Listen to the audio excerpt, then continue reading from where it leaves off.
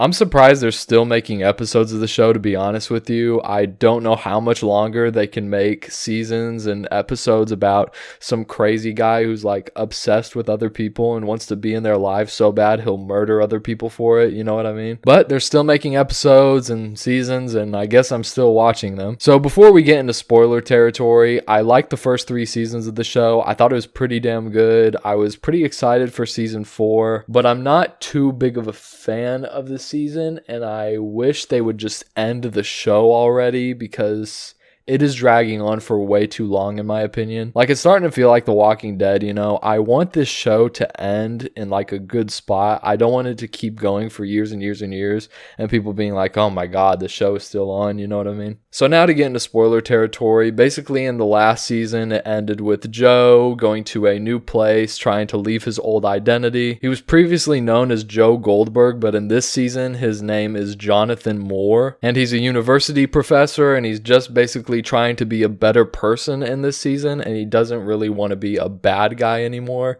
He wants to basically get away from that life, which is pretty interesting, but I wasn't really a fan of this at first because I liked the first 3 seasons because Joe knew he was a bad guy and he couldn't help himself from doing bad things. Eventually he gets to a point where he goes to this party, he meets a bunch of rich people, and then he comes back from the party only to find out that the person that he came back home with is dead in his kitchen with a knife in his stomach. Joe believes he didn't do this and that someone is setting him up, and he is correct. Basically what happens through the next plenty of episodes in here is that multiple people in this rich friend circle die, and this one guy is trying to set him up, basically act like Joe is the murderer. This mystery person also finds out that Jonathan Moore is not Jonathan Moore, he's Joe Goldberg, and he knows about Joe's past, and he's basically using that to blackmail him into doing whatever he wants. Further into the show, we find out who the killer is, and he's one of the people that are in this rich friend group, and the next few episodes after that is Joe trying to kill this guy, trying to set him up, just trying to get rid of him, in which he does. He finally gets to a point where he finds out where this guy is living, he kills him, and all is good. Except all is not good, because turns out that this guy was never really part of the story, and that Joe made this person up as like a figment of his imagination, and Joe has multiple personality disorder, which is a really interesting dynamic, and it was really interesting to watch that play out.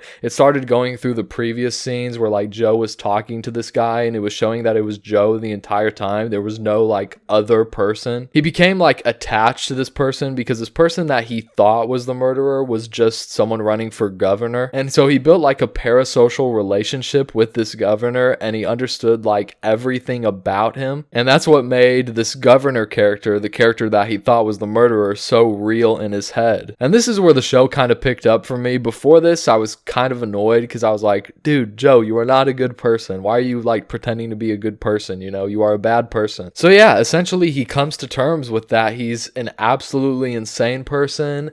Earlier in the season as well, they played like a flashback of him finding this girl that ran away from him in season 3. He found her and he let her go. However, it was revealed after he found out that he has like multiple personality disorder and this murderer was never real, that he actually didn't let her go and trapped her in a cage. One of Joe's students, I forget her name, but it was one of Joe's students, I guess Jonathan Moore's students, was finding it fishy how he was always around when people were being murdered, so she started investigating him on her own. Eventually, she started working with her boyfriend to basically bring Jonathan Moore to justice once she found that girl in the cage. And she ends up breaking in his apartment. She finds a box in his apartment of all his like creepy stuff from like other people, you know, like people's like photographs, just a bunch of like weird stuff, you know what I mean? She took a bunch of pictures of it, and she basically just left his apartment after that. She comes outside looking for her boyfriend because they were on the phone, you know, she was waiting for, if Jonathan came back to his apartment, she was waiting for her boyfriend to tell her that he's on the way so that she can leave. And so she leaves the apartment, you know, after she's done taking the pictures. She looks for him, can't find him at all. She goes to the car and Joe is there. He grabs her phone, deletes all the pictures. She starts backing up like, what the heck, what's going on? What's going to happen to me? She finds her boyfriend dead on the ground. Joe kills killed him. And Joe basically says he called the cops. He gives her the knife and basically frames her that she was the one who murdered her own boyfriend. And basically at the end of the season, Joe accepted that he's the bad guy. And yeah, that's pretty much where it ended. He got together with this girl, this really rich girl, and they were planning to like take over the world or something. I'm not really sure what was going on at the end there. I don't remember. I watched this like 3 days ago. When part 2 released, I finished it the exact same day. But yeah, I mean, that's basically the whole season. I kind of liked it. I thought it was okay. I wasn't as big of a fan as this one, as the first 3, because like I said, I didn't really like that whole arc where he was like trying to be a good person, you know. It was just kind of annoying. So I'll give this season like a 6.5 out of 10. You know, I'm not that big of a fan of this. I wish they would just end the show already. It's been going on for far too long. But the twist of him having like multiple personality disorder was a great twist.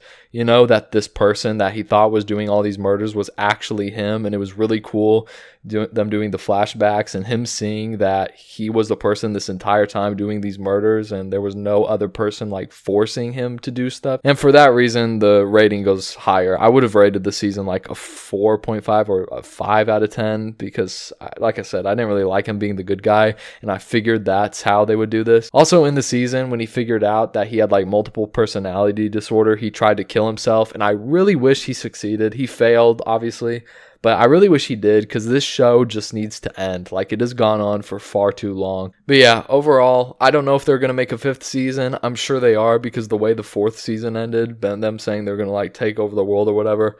Oh man, it's just so annoying at this point. But yeah, that's pretty much it. I'd give the season like a 6.5 out of 10. It wasn't great. It was good. It wasn't great. I like that twist that they have of him having multiple personalities.